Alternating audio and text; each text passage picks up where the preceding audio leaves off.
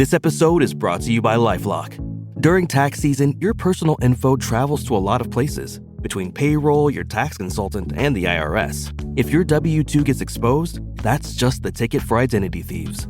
That's why LifeLock monitors millions of data points every second. If your identity is stolen, they'll fix it guaranteed or your money back.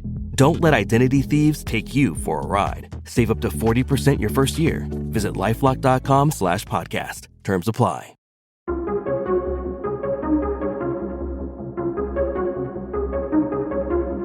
Hey everybody, welcome back to the Reclamation Podcast, where our goal is to help you reclaim good practices for following Jesus.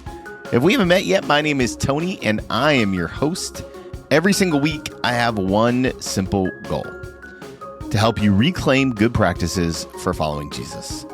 This week, got a great conversation with the legendary Clint Grider.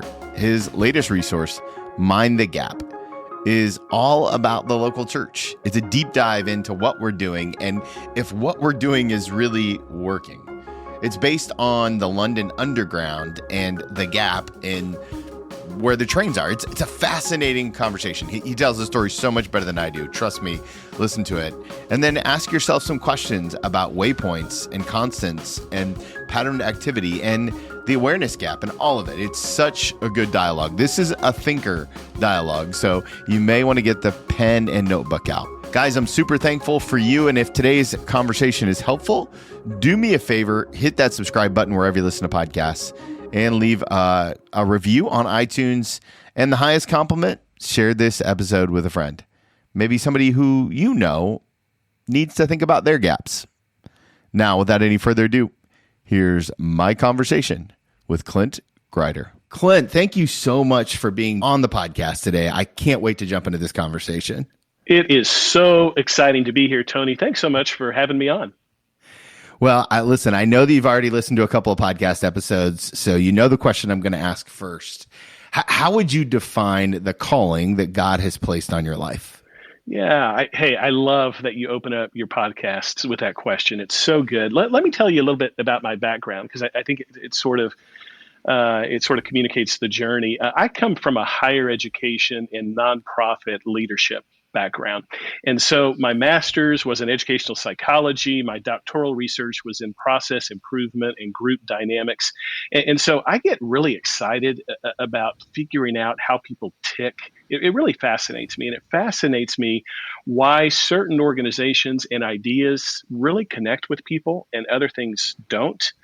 And so I've worked in research universities and Christian universities, but over time, God led me to more deeply engage with his church and work with churches and ministries. And, that led to my being ordained as a pastor, ultimately serving the local church, also working with parachurch organizations, serving hundreds of churches. And that ultimately led to where I am now, where I'm just blessed to get to travel around the country and work with churches to help them deepen real life disciple making. Let me ask you this, just out of curiosity. Do you think that the developing a mind for that kind of research and psychology and curiosity, do you see that as a gift or more as a muscle that you've flexed over time? That's a fascinating question. I think that all people have certain inclinations and certain bents and motivations and kind of proclivities towards certain things. But I do think that God works in us and through us, and his spirit is constantly wanting to grow us. And so I don't think any of this is something that the typical person, whether in church ministry or a pastor or just a leader or just someone who's on a faith journey with Jesus, I don't think there's any of it that wouldn't apply to them if they're willing to lean into what God has for them. Well, I think you and you and I started having these epic conversation before I even hit record. So I know we're of like mind on a lot of things. And before we start nerding out on all your latest resource, Mind the Gap, I'm wondering if you could kind of give us the background and maybe take us in a little bit to the London Underground and how all this kind of this picture came to be. Yeah. Hey, have you ever been to London? Have you spent time there? I have not. I just got back from Germany, but that's as most European as I've been.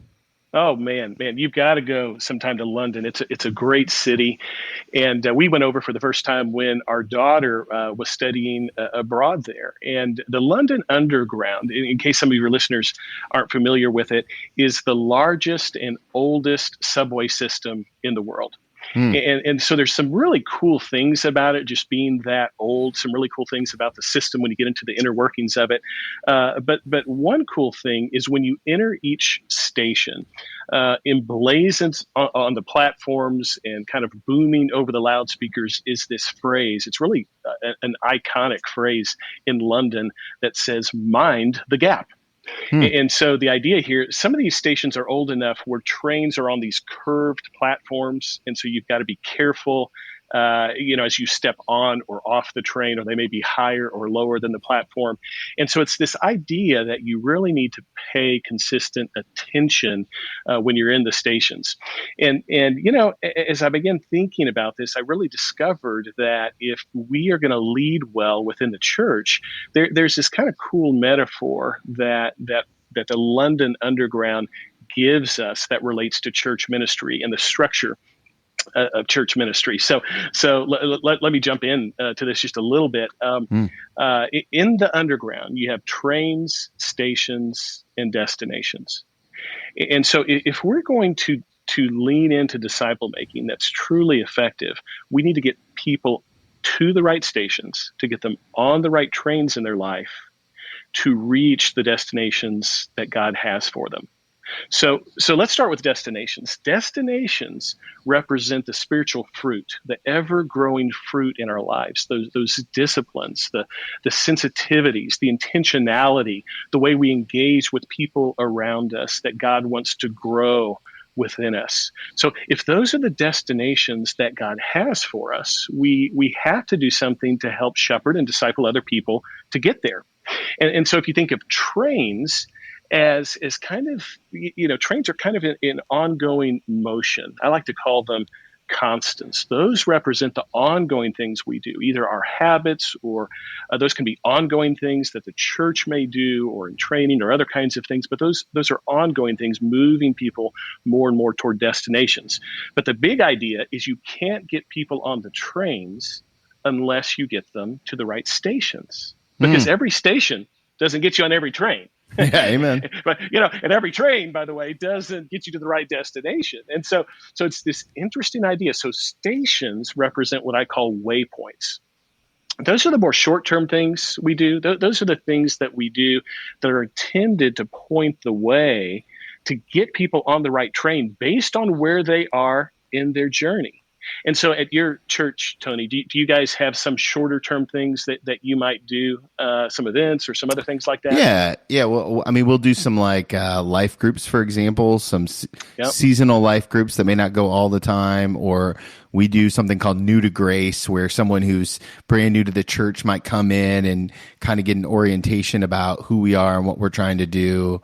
Is that kind of what you had in mind? Yeah, absolutely. Those are great examples. It could be, even like a restoration ministry, kind of like you're saying, that shorter term based on someone's need at that point. But the idea is that it's not intended to go on forever, right? It's intended to ramp people into something deeper that's more ongoing for their life, that again is helping them get to those destinations that God has for them on their journey. The problem comes when we're not ridiculously intentional about how we're connecting those stations and trains to the destinations. Every church has some form of trains. And some form of stations today, right? But the pivotal questions are, do our stations actually connect people to our trains? And do our trains take people to our intended destinations? Do they really? Most of the time, people don't take their right next step is because we haven't given them the right next step to take. Okay, so let's get into the weeds a little bit.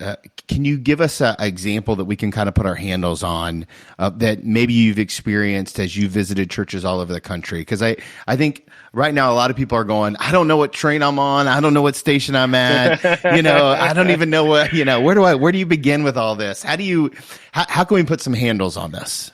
Yeah, love it, love it. Let me tell you a couple of stories. One, first I'll share you one that really broke my heart when I heard this. This was at a large church doing all kinds of ministry. I mean, they got short term stuff, they got longer term stuff. That a rich history and heritage. And I had someone share with me that she and her husband were in a young married, the equivalent of a life group, right? Hmm. Or a Sunday school. Some churches call it different names, but they were in this ongoing ministry, and they were friends, and they were doing life together. They thought, and they were having Bible studies together. They thought they were digging into this. They thought everyone was in a good place, but it came to a point where ultimately over half the couples in this group got a divorce. Wow. And as this was happening, and as others were beginning to hear stories, here's what they heard. Now get this, Tony. Here's what they heard. They said that many of these couples, because they had been involved in the church, because they had been doing this, they thought that what would help them in their marriage was to get more involved in church activities. So what they started to do was to volunteer for more. They started to get involved in more things. Let's serve more. Let's do more. Let's do that. Surely that will help us. Now again, they're in a life group, right? That's supposed to be helping with these kinds of things, but it didn't help. That's an example where trains weren't leading to the destinations and the right stations weren't happening along the way with other people that they were connecting with. I can give you another example of a church. This is a church up in the Midwest that had begun a ministry they called Community Bridges. And so the whole idea behind this was to get people to the point where individually they were bridging relationships with other people in the community. And so this church, they kind of, went all in on this deal, right? They even raised millions of dollars to build this massive community center. Oh, wow. Where they opened the doors. They were partnering with ministries and like-minded organizations and even non-faith-based ministries to connect in a more real, way, kind of in a more raw way with the community. And over the first year, I think it was just a year and a half, they had like over 100,000 people who came through the doors of this community center. Now, stick with me here. I know it sounds gigantic, but it's going to get really personal here in a second.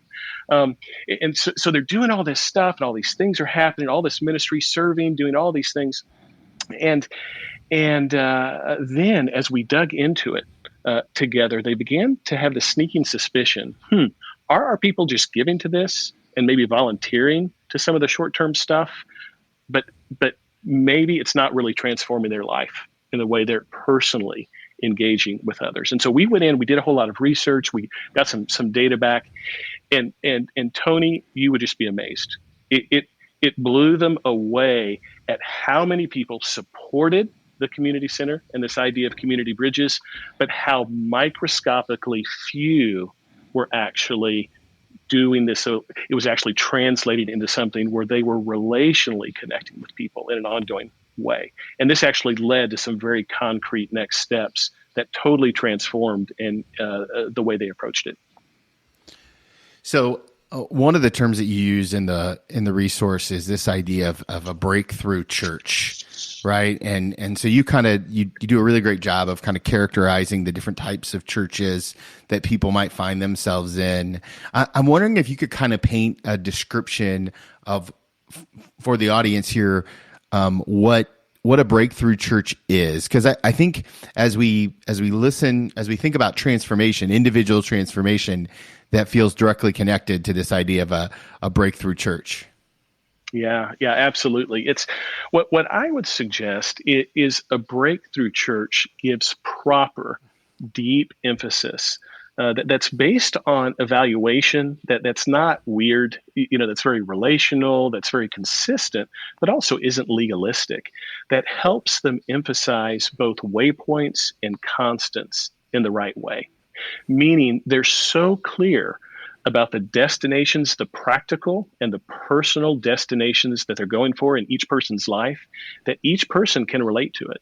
It's not a thing like, hey, I've attended church this often, or I'm serving in so many ministries, or I'm doing this. It relates to those first person statements that make sense to a person day in, day out. And so by giving proper attention to both stations and trains, waypoints and constants and how those connect in people's lives and how they're working or not and what the barriers are, you can then make the kind of decisions to help you break through. I can imagine that there's somebody listening right now who's like, guys, this sounds really like a business plan and less like God's vision for the church. I'm wondering if you could kind of paint a picture on why waypoints and constants and these kind of dialogues are important and the consequences if we don't have them. Yeah, I would love to do that. As I studied educational psychology and process improvement, I found the same principles that work deeply at engaging people deeply are incredibly biblical. Shocker, right? I mean, this should, total surprise, right? You look back over the centuries and the stuff that works is really biblical. The crazy thing, though, is that so many people in churches just haven't turned the dial in their minds to connect those dots always in a practical or a personal way. So, look at how many times in both the Old Testament and the New Testament we see these metaphors, and Jesus uses them too, of shepherding, of fishing, of building, of farming, right? And so the interesting thing happens when you start to overlay these and you look at these ancient occupations and how they relate to us today. But let me give you just a couple of examples of things that really overlap here. In all of these, we see a patterned activity. We see that they require a keen observation on everything. Not just kind of glancing, not just a story here or there, but keen observation and evaluation. They require us to adapt quickly to circumstances. And remember, as I mentioned before, so many leaders feel that they're not equipped for the world we live in today. It's moving so quickly, right? It's changing. Well, we have to be better equipped to be able to adapt. They also involve this handing down of practical knowledge, the cool mentoring, the cool disciple to disciple, the one-on-one. And I think it's really important to see that they also embody a system, not systems, plural, right?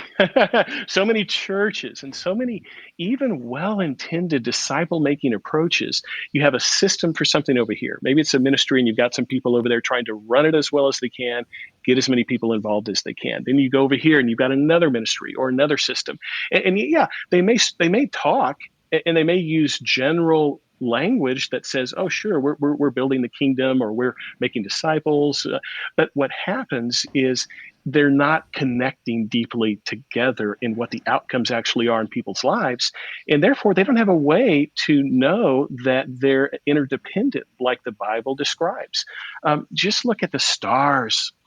Look at the world. Look at the way God has designed things to work so beautifully and independently. Read through the Psalms, right? I mean, my goodness, there's scripture after scripture after scripture that takes us to the place of God's pattern and the way he's wired people and the way he's wired his universe to look at things more interdependently, which is what this metaphor is intended to help us to do. It's interesting to me because this is a really kind of both really personal and meta kind of thought, right? It lives in that world of both and. When did you realize that maybe the church wasn't getting the results that it wanted? When did it click for you? Like, man, something's not working here, or maybe not working is an oversimplification, but like something is incongruent or feels off, or like there's angst. I had a pastor say to me, and this wasn't that long ago. He said, Clint, by the way, this is after 20 years of ministry, pastoring successful churches, what many people would say are successful churches. But he kind of came to this point where he said, it feels like we've been designing things to create numbers instead of to transform lives. Everywhere I go, I hear pastors, I hear leaders, I just hear people in the church saying, there feels like there's some dissonance, like there's some aspects of disconnect. We can point to a few stories here and there. We can spotlight some things, and those are great for communication. But by the way, as I mentioned a bit earlier, those are great for communication, and we praise God and we celebrate God for what He's doing in some of those. But they're great for communication, but terrible for overall evaluation, because these things could be happening with a few while we're missing the reach of the many that we're called to reach, whether that's through our entire congregation or it goes beyond that into our community. And so this is why I would suggest this is why we see so much deconstruction of faith happening today. Right? There's a lot of people questioning their faith. Why do I believe what I believe? Do I believe this? This is why people are jumping churches. Or there's so many in Gen Z and millennials. I was talking with a millennial leader just the other day who was saying there seems to be a whole lot of disconnect at times where you go, you'll attend stuff, but you don't really see how it relates to other stuff. And so it really emerged, Tony, not explicitly from work that I was doing, but of the incredible just repeating of this angst that so many people within the church are feeling in a fast changing world. Hey guys, just pausing this conversation with Clint to remind you to check out my brand new services, coaching services. Follow the number 2 leadcoaching.com. Follow to leadcoaching.com. I am so excited about what God is doing through this ministry. It's all about living into the fullness of life with Christ in the depths of work. So do me a favor, check out that website. If I can help you in individual coaching or group coaching, please don't hesitate to reach out. You can email me, tony@twmilt.com. Now, let's finish up this conversation with Clint. So I'm picturing my friend Zach, who I just had lunch with before you and I started recording the podcast. Yeah, and I know he's going to listen. He's a faithful listener, and I've been discipling Zach for a long time. And one of the questions that I know Zach would ask if he were here is, okay, Clint, what's my role as somebody in the church somebody who's in the church, who's serving in leadership in the church? What's his role in the transformational journey for himself and for others? He's not a pastor. He's not ordained. He's been in the church for a couple of years. He came to Christ later in life. What's his role in all this? Yeah.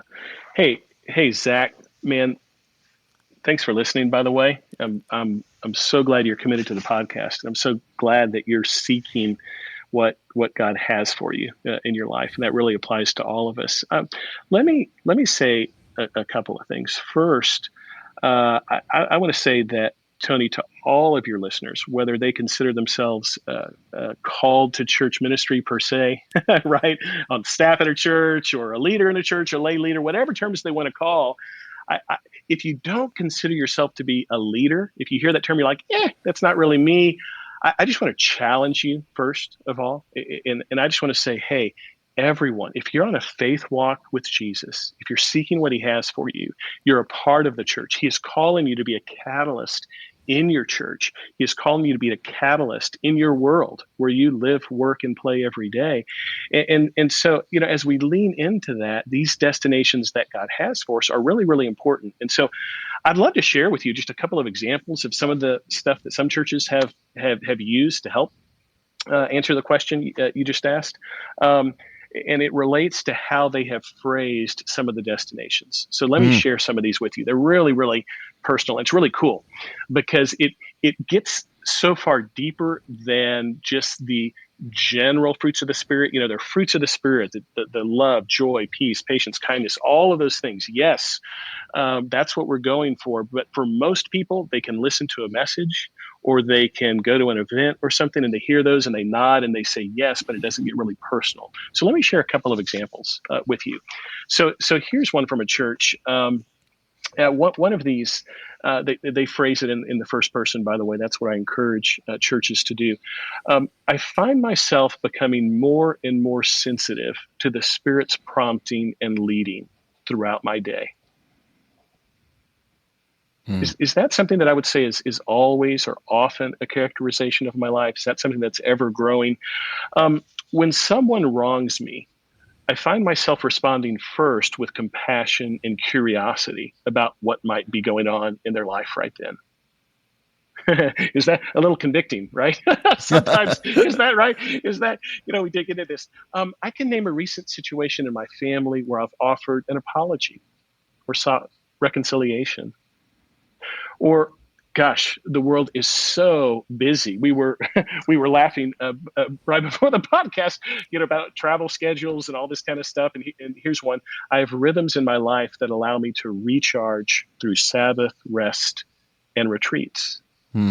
Does that always characterize my life? Am I being intentional about these kinds of things? But where it gets even more intentional is how we're engaging others. And so when you look at missional intentionality, how about I can name my 5 closest neighbors and what they're struggling with right now? Or how about I cultivate genuine friendships with non-believers to learn about one another's life and faith journeys? Intentionally, where that's a passion, or I find myself growing in my passion to build relationships with those who may not be in a faith walk with Jesus. And so when you start using phrases like that, and those are the destinations that you're going for, instead of a lot of the more common religious language that's used, people start to relate to it because and those are just a few examples. There's a lot of stuff that can relate to your family and your kids and your spouse if you're married, or how you interact at work, how you interact when you're at play, how all of these things start to work themselves out. Now, as you do this, you can then start using tools as a church. And again, as I mentioned earlier, there's different tools that we use. There's all kinds of relational surveys, and there's also what I call checkup loops, which is just a process of two-way communication with lay leaders throughout the church, with other people throughout the church, where you're getting feedback as you go. Hey, is this really helping? What are the barriers that we're uncovering? And when you know where people are, you don't have to lead by assumption, which is where most leaders in the church get stuck. Most leaders in the church don't really know where their people are. I call that the awareness gap. That's the gap between what we think is happening in people's lives as a result of what we're doing and what is actually happening. There's ways to close that awareness gap so we don't have to lead by assumption. As somebody who really believes in interrelational ministry, right? Like, it's my absolute. I just believe that's where Jesus is going to do most of the transformation.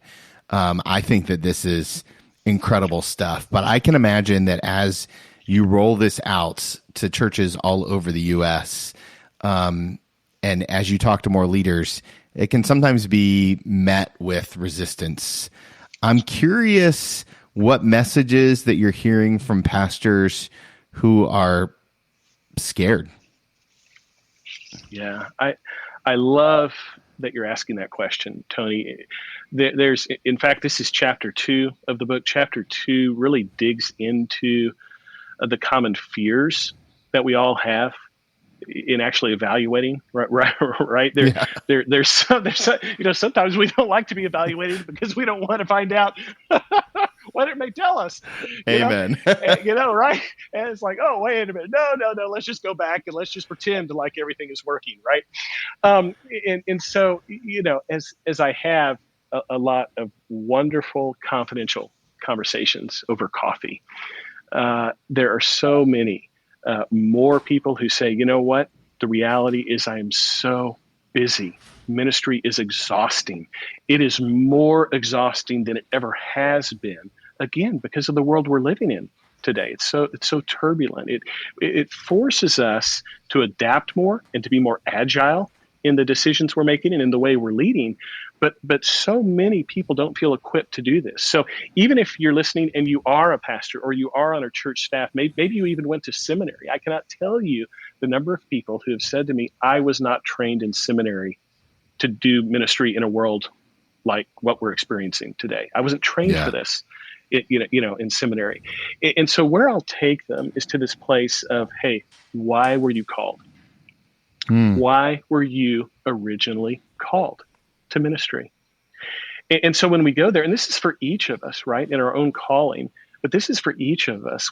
When God calls us, he is going to provide a way. And there's great joy and freedom and excitement and wonder that relates to our calling. And I think so many people in the church, whether on staff or not, sometimes feel like they've lost the joy of their calling because they're so busy. Even volunteers, there are volunteers who've said, it feels like they just call me time and time again, and I feel like I'm working really hard. But are these the things that are really causing growth in me and others and equipping me to reach others in a relational way? And so I kind of walk through these fears, in a very straightforward way, and also walk through the great joy and freedom and just the incredible kind of restoration of calling that comes when you know where your people are and you know what to spend your time and resources and effort on, because it's going to be much more successful. And then you can celebrate, and God is going to move and stir and kind of reinvigorate all of that. My podcast family loves to pray. As this book makes its way into more and more churches' hands and more leaders' hands and more individuals' hands, what's kind of the prayer that we can pray alongside you for what God is going to do through this church, through this resource? Like, what would be like, your dream with this? Yeah, I would pray, just to echo what I just shared. I would pray that it brings an unbelievable amount of joy and freedom to every person in the church, to every pastor in the church, to every lay leader in the church, to every person who is on a faith walk with Jesus. Because if they start to think about these kinds of principles and they start to have conversations in their churches and with people about these kinds of principles, it's going to unleash the church for greater disciple multiplication than ever before, because it has to, because this is the way God wired it. And so I would pray that God would just bring an openness and an excitement among the people that he is calling to reach other people with their lives and through their lives. And that this book would make that kind of impact, that kind of long-lasting impact. Man, that's my prayer too. I would love to see a reinvigoration of people going into ministry. And I think that if we can mind the gap well, as you talk about, that I think it's a really good way to get people. People do this for the transformation. And I really do believe that's what we have to get back to when it comes to this kind of stuff. Yeah, absolutely. And hey, if you're listening to this podcast, along those same lines, I would encourage you right now, go and buy the book. Go to gomindthegap.com. That's the website. You can find more out about me there. You can get the book.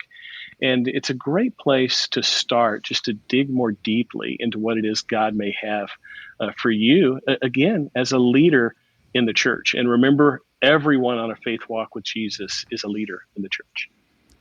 Yeah, and let me just say this as a pastor to a bunch of people who may not be pastors. If you went to your pastor and said, I want to co-labor with you in this journey, and not, hey, I think we should do this, I think that you're gonna, I think every pastor out there is looking for more help. So let me just affirm that if you want to take this book and read it with your pastor and talk through it with your pastor, I think as long as you're not saying, hey, you need to do this, and hey, we can do this together, I think you're gonna hit some a much easier openness to the process, don't you think? Oh, yeah. And it's not, that's a really good point you make, because this book is not a new model. This is not a new church model at all. Right. It's designed to help you think differently about the effectiveness of what you're doing. And it helps you take what you're doing, and sometimes it's just a turn of the dial, right? But it's going to give you that kind of ongoing feedback and approach to take with your leaders, with those who are with you, within your community, to really know if what you're doing is having the desired result, and to make the appropriate adjustments as you go in real time. And that's a beautiful thing, because you don't have to wonder then. And so it really is a way of thinking that rises above the din of competing models out there. I sometimes like to say that churches need to stop chasing models and start embracing outcomes where they are. Okay, so last question for you. Yeah. And it's an advice question. I'm going to ask you to go back in time and give yourself one piece of advice, except I get to name the season of life that you're in. And so I want to ask you to go back and give yourself one piece of advice your very first day serving on in vocational ministry. All right, so the first day that you were kind of quote unquote on the payroll, whether that be in the local church or in parachurch, if you could go back and give that younger version of yourself one piece of advice, if you could sit knee to knee with him, look him in the eyes, hold his hands, and give him one piece of wisdom from now years of experience, what would it be?